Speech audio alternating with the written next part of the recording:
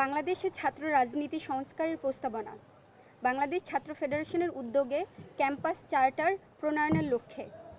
ভূমিকা: বাংলাদেশের রাজনৈতিক ইতিহাসে ছাত্র রাজনীতি গুরুত্বপূর্ণ অবদান রাখলেও দীর্ঘদিনের অব্যবস্থাপনা, সহিংসতা, দলীয় করায়ত্তকরণ এবং সন্ত্রাসীকরণ ছাত্র রাজনীতিকে সংকটগ্রস্ত করেছে। এই সংকট থেকে উত্তরণের জন্য একটি গঠনমূলক, গণতান্ত্রিক ও মানবিক ছাত্র রাজনীতি আবশ্যক। এই লক্ষ্যে আমরা নিচের প্রস্তাবনাগুলো উত্থাপন করছি। ১. ছাত্র সংসদ ও নির্বাচনী কাঠামো। দেশের প্রতিটি শিক্ষা প্রতিষ্ঠানে নিয়মিত ও বাধ্যতামূলক ছাত্র সংসদ নির্বাচন দিতে হবে। নির্বাচন পরিচালনার জন্য একটি নির্দিষ্ট একাডেমিক ক্যালেন্ডারে অন্তর্ভুক্ত করতে হবে। ডাকসু ছাত্র সংসদ নির্বাচন। কোনো অজুহাতে ছাত্র সংসদ নির্বাচন স্থগিত বা বাতিল করা যাবে না এবং নির্বাচন আয়োজন করতে না পারা প্রশাসনের ব্যর্থতা হিসেবে গণ্য হবে। ২. ছাত্র রাজনীতির গঠনমূলক কাঠামো গড়ে তোলা। নিষিদ্ধ ছাত্র সংগঠন ব্যতীত সকল ছাত্র সংগঠন রাজনৈতিক কার্যক্রম চালাতে পারবে। সকল সংগঠনের সহাবস্থান এবং সমান সুযোগ নিশ্চিত করতে হবে। ৩. ক্যাম্পাসে সহিংসতা ও অপরাধের বিরুদ্ধে জিরো টলারেন্স। ক্যাম্পাসে সংগঠিত যে কোনো নির্যাতন ও ফৌজদারি অপরাধ দ্রুততম সময়ে বিচারের আওতায় আনতে হবে। অস্ত্র, চাঁদাবাজি, টর্চার সেল এবং মাদক ব্যবসা এসব অপরাধে যুক্তদের আজীবন বহিষ্কার করতে হবে এবং আইনগত ব্যবস্থা নিতে হবে।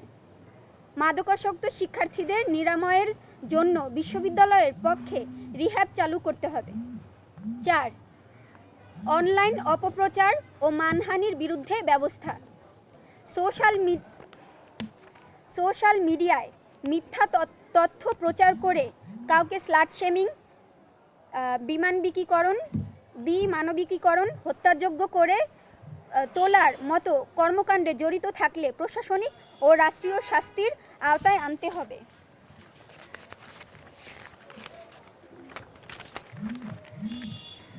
সোশ্যাল মিডিয়ায় সাইবার বুলিং বন্ধে প্রশাসনিক কঠোর পদক্ষেপ হিসেবে প্রয়োজনে 1 অথবা 2 অথবা 3 বছর পর্যন্ত বহিষ্কার করার প্রথা চালু করতে হবে।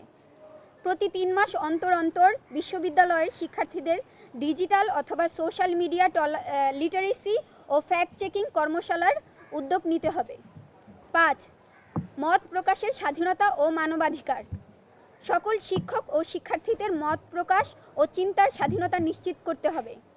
বাংলাদেশের বিশ্ববিদ্যালয়গুলো বৈচিত্র্যপূর্ণ ছাত্র সমাজ নিয়ে গঠিত। এখানে ধর্ম, বর্ণ, লিঙ্গ, জাতিগত পরিচয় ও মতাদর্শের ভিত্তিতে কোনো ধরনের সহিংসতা, বুলিং বা বৈষম্যমূলক আচরণের সুযোগ থাকতে পারে না। এই প্রশ্নে প্রশাসনকে হতে হবে নীতিগতভাবে স্পষ্ট ও সক্রিয়। শাহবাগ শাপলা ধাঁচের বিভাজন কিংবা ধর্মীয় অনুভূতিকে অপব্যবহার করে কারও নাগরিক অধিকারে হস্তক্ষেপ চলবে না। অতীতে যেমন ছাত্র শিবিরকে হোমোস্যাকার হিসেবে উপস্থাপন করে নির্মমতা চালানো হয়েছিল, ভবিষ্যতে কাউকে এভাবে টার্গেট করা হলে সমবেত প্রতিরোধ গড়ে তোলা হবে। 6. ছাত্র সংগঠনের স্বচ্ছতা ও জবাবদিহিতা। প্রতিটি ছাত্র সংগঠনকে সংগঠনের কাঠামো, দায়িত্বপ্রাপ্ত প্রতিনিধি ও কর্মকাণ্ডের বিবরণ প্রকাশ করতে হবে। বিশেষভাবে ইসলামী ছাত্র শিবিরকে অতীতের ন্যূনতম 3টি কেন্দ্রীয় ও হল কমিটি এবং বর্তমানে সকল কমিটির প্রত্যেক সদস্যদের পরিচয় প্রকাশ করতে হবে, যাতে গুপ্ত রাজনীতির সুযোগ না থাকে। কেননা এক সংগঠনের প্রতিনিধি অন্য সংগঠনে ঢুকে গিয়ে অপরাধ করলে মূল সংগঠন দায় এড়াতে পারে না। 7.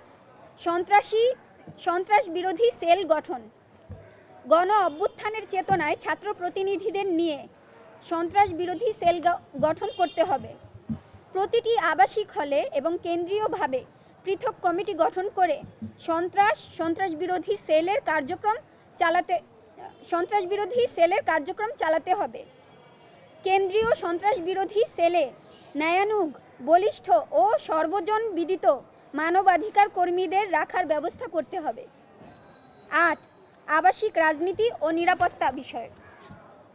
সন্ত্রাসী ছাত্রলীগের দখলদারিত্বে হলে টর্চার সেল ও ও সহিংস রাজনীতির কারণে শিক্ষার্থীরা রাজনীতি থেকে বিচ্ছিন্ন হয়ে পড়েছে। হলের সম্পূর্ণ নিয়ন্ত্রণ প্রশাসনের হাতে থাকতে হবে। হলের শিক্ষার্থী নিরাপত্তাহীনতায় দায় সম্পূর্ণরূপে প্রশাসনের। ছাত্র ফেডারেশন হলভিত্তিক ছাত্র রাজনীতির পক্ষপাতী, তবে প্রয়োজনে অনুষদ ভিত্তিক রাজনীতিরও সমর্থন জানায়। 9. হামলাকারীদের বিচারের আওতায় আনা। জুলাই অভ্যুত্থানে হামলাকারীদের শনাক্ত করে বহিষ্কার করতে হবে। জুলাইয়ের পূর্বে বিভিন্ন সময় যারা শিক্ষার্থীদের উপর হামলা করেছে তাদের শনাক্ত করা প্রয়োজনীয় আইনানুগ ব্যবস্থা নিতে হবে। যে কোনো ঘটনার পর কিংবা যে কোনো মত প্রকাশে কাউকে নিষিদ্ধ গোষ্ঠী বা দলের হিসেবে চিহ্নিত করে অপদস্থ বা হয়রানি করা যাবে না, বরং আইনানুগ ব্যবস্থা নিতে হবে। ধন্যবাদ।